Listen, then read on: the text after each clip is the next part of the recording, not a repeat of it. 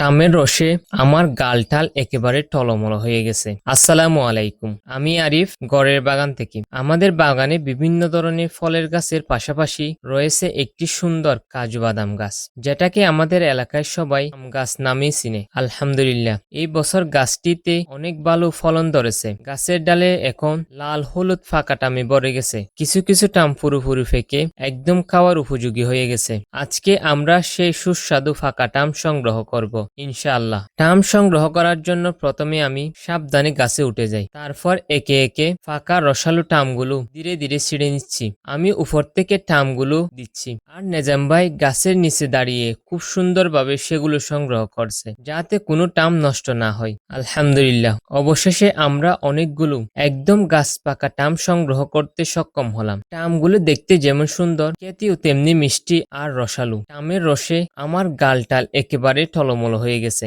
শুধু আমরা না, প্রতিদিন বিভিন্ন রকমের পাখি এসে গাছের ডালে বসে মজা করে টাম খেয়ে যায়। প্রকৃতির এই সুন্দর দৃশ্যগুলো সত্যি মনকে শান্ত করে দেয়। ভিডিওটি ভালো লাগলে অবশ্যই লাইক, কমেন্ট, শেয়ার করতে ভুলবেন না। সবাই ভালো থাকবেন। আসসালামু আলাইকুম।